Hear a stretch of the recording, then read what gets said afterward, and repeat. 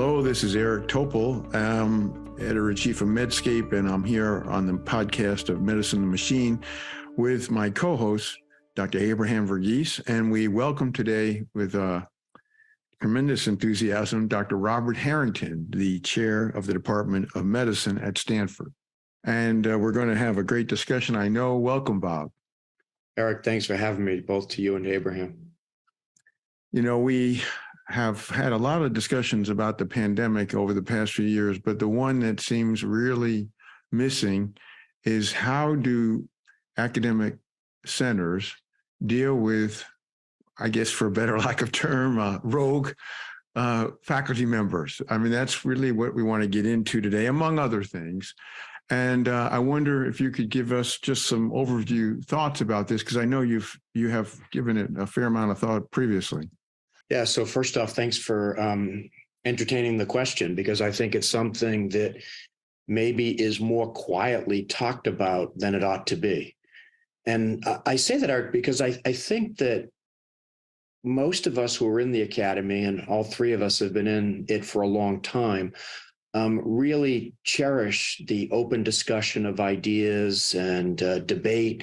We like to go to conferences and ask questions and even argue as we look at different sides of an issue. And so the natural instinct of academics, including myself, is to be very solicitous of new ideas, to be very open to new ideas, and to even tolerate what I'll call extreme ideas, with the notion that those kind of debates and discussions ultimately are the best of what goes on in the university. But COVID brought out a different issue. And the issue was that we had unprecedented in our three lifetimes, a truly global public health emergency. The science was moving incredibly fast. What we knew changed sometimes day by day as new pieces of information became known. And there were voices in our community, including on our own campus, that maybe were those voices really out there that were then latched onto by a variety of forces in society, sometimes out of naivete, sometimes out of, I think, malicious intent. And we ended up in this situation where the public was confused, where even well-intended people weren't sure what to do. And I think over the last couple of years, as I've thought about it a lot, it's left us in a very difficult situation. And the situation is something like this. How do you, in an environment that's dedicated to open and free discourse, really have the difficult conversation about what is truth and what is not truth, and what is fair to talk about and what really is unfair to the broader public health? It raises question of individual freedom versus societal good. When does one have to suppress potentially one's individual freedom for the better good of all? So those are some of the things I've thought about a lot, Eric and Abraham, over the last few years, and would love your thoughts, would love to maybe probe deeper into the dialogue. I certainly have other things I'd like to say about it. Bob, it's great to see you in this format. I have to share with the readers that my office is actually right next to Dr. Harrington's, and so I get to see him on a regular basis. But the COVID times were really poignant for both of us. For me, especially, to watch Bob as chair of medicine show up every single day, which was a powerful message, given that the rest of the office was pretty much empty. And I found myself trying to go more often, mostly to keep him company so he wouldn't be so solitary. And it was really interesting to see, on top of everything else we had to deal with, beds, situations, and changing directives, to have to deal with what seemed like voices that were, working against the seam, so to speak, really not helping. And I found myself just looking up what the definition of academic freedom meant when it was originally formulated. And of course, it goes back a long, long way. But one of the tenets of it is that within your discipline, one should be fairly free to speak about what one knows about. And one should be free to construct the curriculum in any fashion that one wants to. And there is a distinction made a lot of the times between that and free speech. Free speech, First Amendment is available to every citizen. But for example, free speech in an academic environment, the student doesn't have a right to get up in the class and disrupt the professor's lecture, because that's not the place for free speech. Academic freedom doesn't cover them in that sense, it covers them in other senses. So I think this was a time of great learning for all of us. And Bob, would you say that the issue was that people outside of disciplines of their expertise were weighing in on things that they didn't necessarily know much about? They didn't really have a body of work that allowed them to weigh in on those things. Well, Abraham, as I know, having made bedside rounds with you, that you like to employ the Socratic method. In this case, I think you're asking me the proverbial rhetorical question. People ventured out of their area of expertise all the time. Why did people do that? I tend to think the best of the situation. I tend to not think that there's a nefarious opportunity that people are trying to exploit.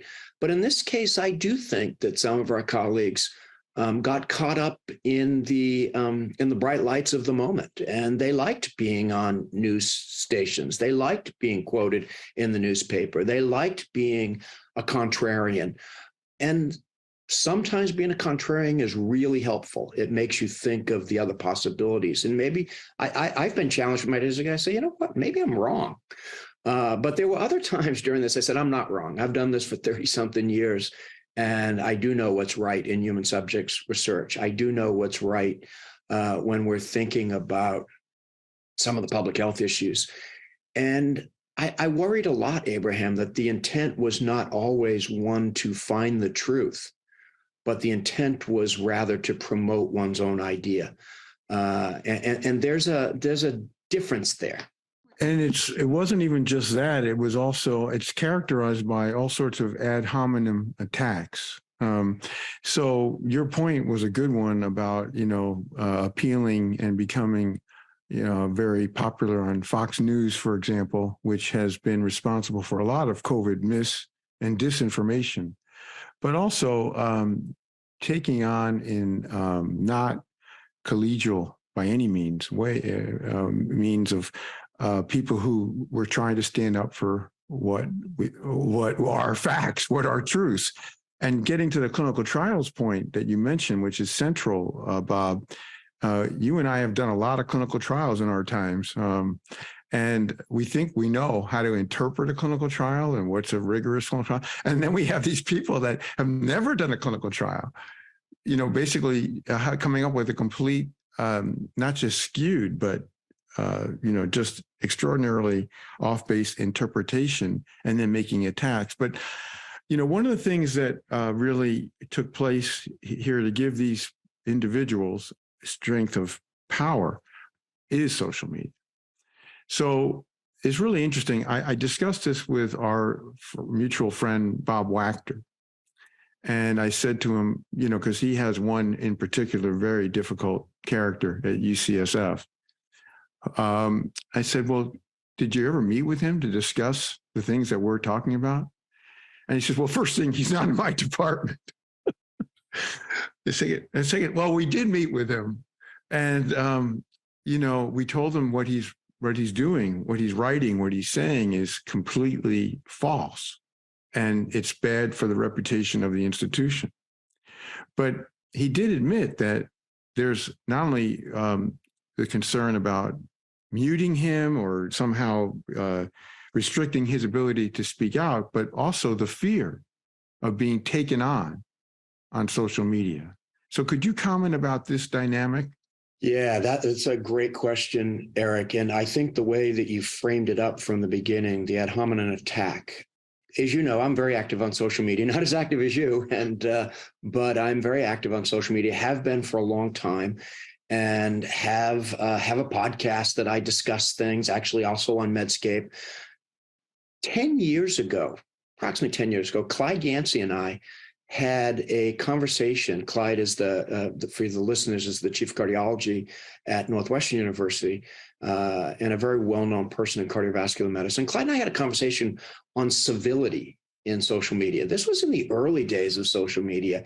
And we made the comment that, debate, discuss, disagree with each other, but do it with a sense of civility.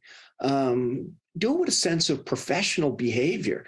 Don't do something online that you wouldn't do looking at somebody in the eye. I mean, in human relations, civility means a lot. I don't think it's an old-fashioned term. We actually updated it 3 or 4 later and did a second podcast. And so some of these things are, I would say, hiding behind a name that you don't know who the person is, and a picture that doesn't depict who they are. My view has always been, if you want to say something, number one, say it out loud with your own name attached, with your own picture attached, and put it out there. That's what good academics do. They put it down. They say, here, this is, I did this study. This is what I found, and this is what I'm putting forward. Number two, treat people as you would like to be treated. Don't make fun of people. Don't pile on if a lot of other people are piling on. Treat people respectfully. Treat people with civility. Treat them with a sense of professionalism. And the individual that you're referring to makes fun of people all the time, says things sarcastically, says things that I would say that are mean and not respectful. And to me, that lowers the quality of that person's remarks, because one tends to attack when one doesn't really have meaningful things to say. And it happens all over the web. It's one of the things that many days discourages me and says, you know what, I'm going to give up this Twitter stuff. I don't want to be out there, because why? And as you both know well, it's a reflection of greater society. I mean, the total lack of civility in public discourse is depressing. I've been told by my own superiors that, well, we don't want to be responsible for muting people's speech. And I've said in retort, well, what if what they're doing is harmful? What about this notion that you can't yell fire in a crowded movie theater? Isn't that the same if you're saying that vaccines aren't helpful or that there's no myocarditis occurring with COVID? I mean, isn't that akin to yelling fire in a crowded movie theater, that you're spewing falsehoods and getting people maybe to be hurt intentionally or inadvertently? Bob, as you know, things came to a head at Stanford where about 80 of us were signatories on a document that basically, said that we felt that this individual on our faculty, was poorly representing the university and that they had their facts wrong. And of course, he threatened to sue all of us, which would have been a delight if he'd ever carried it out, but he never did.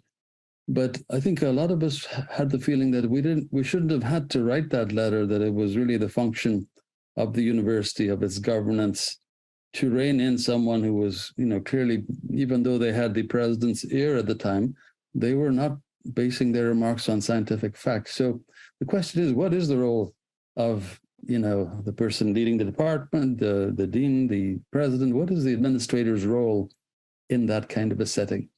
It's a great question, Abraham, and I remember the episode well. I also remember that sort of, in all of these tragedies, sometimes a good thing happens. And in that particular one, law school professors and others were able to acquire the services of a large law firm pro bono for the 80 plus members, and wrote a very powerful letter in retort that said that this is, go ahead, come after us and we'll come after you. It's unfortunate that the whole thing happened, but there was some powerful good news that some people were willing on our campus to stand up and take a perspective. I think that what happens at administrative levels is that people feel this sense of real tension of, am I violating somebody else's rights in order to support another group's rights? And do we actually know what's right and wrong here? In that particular case that you make reference to, I would say we did know what was right and wrong. One group of people, and one person in particular, was spewing all sorts of untruthful and inaccurate information, which might have ultimately been harmful to the public health. And that, to me, is when it crosses a line. Again, I can tolerate, what's the old saying? I vehemently disagree with what you say, but I'll fight to the death your right to say it. That's not what this is. This is somebody who who, based on education, should know better and training should know better. And for whatever reason, political beliefs or otherwise, was taking a different position. And at some point, I think when it's harmful to either an individual's health or to the public health, in which case this was the situation, that needs to be dealt with and that needs to be addressed. And universities have a variety of ways to do that. But I think that people tread lightly because they're uncertain where those boundaries are. And there were some very prominent people on our campus who felt that any critique at all is wrong. All sorts of, tolerance of these things should be allowed. I don't agree with that. I think the problem is, and it's now, it's happened at leading universities, Stanford, we mentioned UCSF, Johns Hopkins, and others, where there are particular faculty members who are saying, writing, and incessantly things that are wrong, that are not backed up by data. They're fostering conspiracy theories. Like, for example, that myocarditis after vaccines is far worse than the benefits, or that absolutely no question masks don't work. Here you had the main advisor to the Trump administration, the radiologist, who wasn't part of your department, I know, Bob, but he, as part of the Hoover Institute, I guess, was very active in saying and writing things that were completely off the wall. Now, the question is, about freedom of speech and academic freedom that Abraham brought up. When do you cross the line? When in the middle, as you said, Bob, in a public health emergency. In fact, some of this was during the true existential threat phase before we had any vaccines or treatments or whatever. How do you tolerate that these individuals can detract from great universities' reputation? Where is this a fuzzy line, or is this should be something there should be a protocol for universities to be able to defend themselves against individuals who are, just really crossing whatever you want to call this line? Yeah, and I like the way you said that, Eric, that we were in the existential threat phase, because you can look back and you say, well, things went in a certain direction, but at that point we didn't know. And Abraham gave the example. I came to work every day in those days and was frightened many days because I didn't know what was going to happen, and we were going to have enough beds in the hospital. We're going to have doctors taking care of them. Were there going to be, was our whole faculty going to get sick? We reached some crisis moments that Abraham knows about where, God bless our orthopedic chair. When we were running out of medicine doctors, I at a chair meeting asked, who can help? First person that raised their hand, chair of orthopedics. What do you need, Bob? And I told him. He said, well, my guys aren't operating anywhere. When do you need them? And he sent us orthopedic residents to help on the medicine service. That's the kind of, that's the kind of like pitching in at the moment. And then we had these people who were, as you point out, on our campus who were saying, oh, it's going to be no worse than flu. Oh, you're over exaggerating. Yeah. Oh, there's not going to be more than 10,000 deaths. A Nobel laureate, no less. Yeah. Stuff that you'd say, are you kidding me? I'm like worried that we're going to need to have, refrigerated trucks as morgues. And you're telling me that you don't believe this, that it's not true? Now, I only have a certain pay grade here, Eric, and up to my pay grade, I think that we had transparency and communication. We had open dialogue with our faculty. I talked to people who had other perspectives all the time.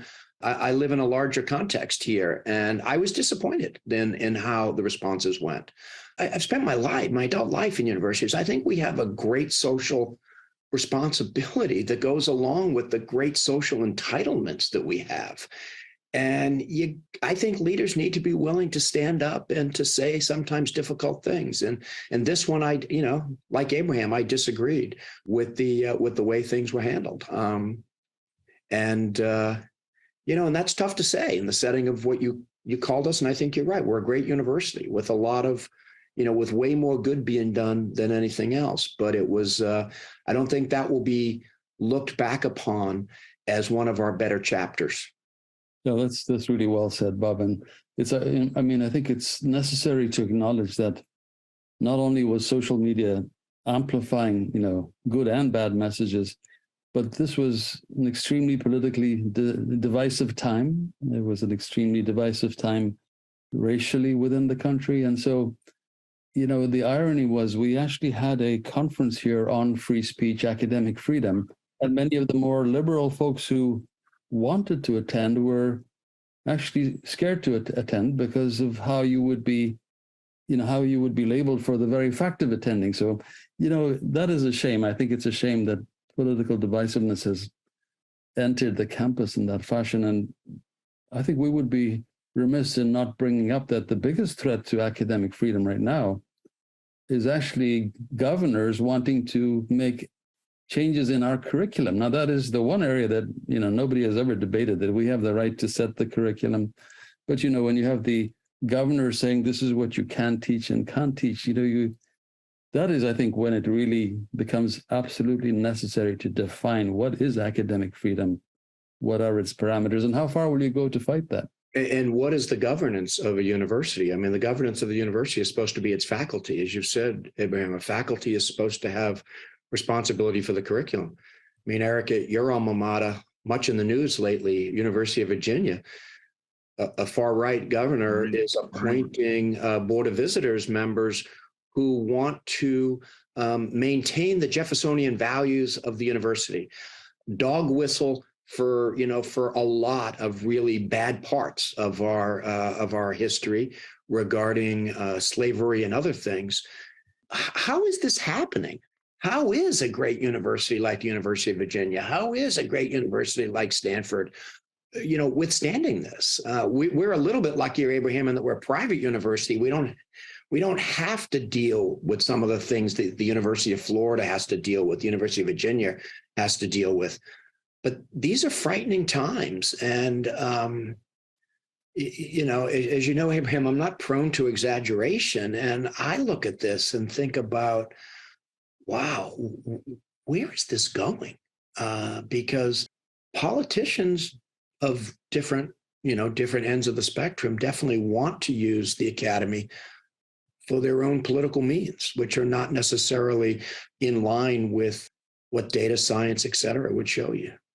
Right. I think the politics that Abraham's mentioned, and as you've reinforced with UVA and what's going on, not just at University of Florida, but throughout the state of Florida, with the Surgeon General there and the governor. I mean, these are scary things to see. This is the use of politics to detract from clear-cut, unequivocal advances in science, and well beyond that too. In terms of civil rights and whatnot. This is a scary time. But I go back to a point you made earlier about civility, because we have a lack of that, a very serious lack of that. Now, back in December 2021, I actually had a debate with Martin Kulldorff about the pandemic. And I didn't know Martin. And as you know, he's one of the trio of the Great Barrington Declaration, who had a lot of objections to how the pandemic was being managed, like almost everything. And Jay from Stanford is one of them as well. Now, when I had this debate, it was actually remarkable. It was civil. We both made our points, and you could come away from it as, okay, these people, they know their data or they have their views, but we don't see that. Like when Dr. Lopato, the Surgeon General of Florida, puts out a white paper, not even a preprint, that says, vaccines shouldn't be used in men. Boosters, should be outlawed. And then the governor gets behind. I mean, there's just no data to support. Oh, and not only it's killing, and not even myocarditis, it's killing them. Yeah. This is scary stuff because the public doesn't understand and no one reins it in. And there's no civil discourse about it. If you happen to put something, on Twitter, let's say, to the Florida Surgeon General, watch out because the mob goes after you. I mean, literally the mob. right? So we have a divisiveness that, is very scary. And now we also know that some institutions, the governance is afraid because of this issue of the politics and the social media potency. So do you see any remedy in sight? How do we get back to civility? How do we get back to balanced discourse where you hear both sides? Yeah, I wish I could give you the answer, Eric. I mean, I'm very troubled by the lack of civility. And again, I like a good debate, a good argument, but you see lawsuits being filed. You see the public, the mob piling on, the bots that are out there just stirring up trouble. Our mutual friend Rob Califf at the FDA has spent much of the last year talking about the public health threat of disinformation, which is intentionally putting out information to cause harm. That's intended to cause harm. Right. Misinformation, which is being put out there in the intention to mislead and misinform. Rob spent much of the last year talking about this, and he's talked, publicly about getting the universities to step up and help with this. What is disinformation? Why is it a threat to the public health? What is misinformation? How does it affect the public health? And as you probably know, Eric, he's been skewered in multiple places, particularly online, by people with a certain political agenda to really try to lessen his point. I've seen that, and he basically he's saying that universities that don't articulate their position and how it differs from the rogue person are complicit. Yep, that's his base, and I couldn't agree more, because if there is no statement by the university early on to separate, it doesn't mean that the faculty member is fired. It just separates that this is not the opinion of the mainstream faculty or university, whatnot. So, yeah, I've watched Rob take lots of hits, and it seems that it's, not at all fair what he's gone through, because it's sensible what he's advocating, don't you think? I think it's completely sensible. It made me think that with the comments of the Hoover faculty member who was spewing all sorts of misinformation, Stanford did put out a statement that said these are not the views of the university. The university is for masks. The university is for social distancing.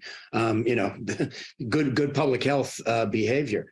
But Eric, it's gotten even worse. We have one of our faculty members here, a leader in one of the departments, is married to a local public health official in one of our surrounding counties, and they had a police car sitting outside their house. 2 teenage children in their house. Their police car outside their house in order to protect the family. She's been sued and named in lawsuits multiple times, supported with depositions from faculty members against her. I mean, this is what we're at. That's not civility. That's not talking about, hey, I disagree with your ideas. Hey, I got some alternative data. Do you want to take a look at this? That's not that. One of the things that strikes me listening to both of you is that word academic freedom is, we use it with such imprecision in a way. I mean, it means different things to everybody. And I think it's, even though we can't control the world, we can't control politics, I think we have a need to protect the reputation of our universities. And I think it begins by, before we have another episode like this, it begins with defining what is academic freedom, making sure we have to do all these required courses. I think we need a course on what is academic freedom, what are the things that courts have defended, courts have not defended, just so people understand. And for me, the takeaway in preparing for this podcast was really the idea of, expertise in your discipline gives you the license to speak out. Not that you shouldn't if you don't, but it's clearly a little bit of a warning bell when your only qualifications, you have a Nobel Prize in something completely different. Doesn't automatically give you the right to make pronouncements, especially as time goes on and they're wrong. I call that intellectual arrogance, that because you're so good in one area, you think that automatically makes you good in another. I think this was interesting because I had a great discussion with the founders of Substack regarding censorship. And why do they have anyone who wants to write Substack essays or newsletters? And of course, they have some of the notorious people who were banned from Twitter, who are now back on Twitter, who write these Substacks, right? And they're basically weaponizing them. I said to them, I understand, and I think that, by the way, Abraham's distinction between academic freedom and freedom of speech is really central here. I said, there is a line drawn where you are harming the health of people. A lot of things you'd say, oh, well, it's politics or, other disciplines. But when you're what you're spewing out, which is not based on facts, that are lies, that are frequently the basis of or the result of conspiracy theories, how can you tolerate that? And so the response of the Substack founders was, well, what we do is we try to weight the good evidence-based stuff and suppress or not, I'm not using the word shadow ban, but you know what I mean? It's like, we're not going to disseminate that or help advocate that. I said, that's not adequate. That's just not adequate. And this is the problem right now. What we have on Twitter, which is still a major platform for disseminating medical information, is we actually have the platform is doing just the opposite. It's actually brought back these people. Nobody's banned now, and they are basically suppressing whatever, if it's not because they have enough employees or because they're doing it actively. And so it's actually even harder to get out facts and evidence than ever before. So, we may actually be hitting a worse time than ever here because of this line of academic freedom and the inability for institutions to, a sense of powerless, that they basically want to be positioned as freedom of speech, and they don't want to be accused of muzzling a faculty member, because that could be even worse. So I know we don't have a solution here today. I didn't expect that we would, but it's been a really helpful discussion. And I guess before we wrap up, I'd love to get some further kind of final thoughts from Bob, as well as from you, Abraham. As you were talking, Eric, it made me think of one other thing that I spent a lot of time thinking about, and that's this notion of science and health literacy.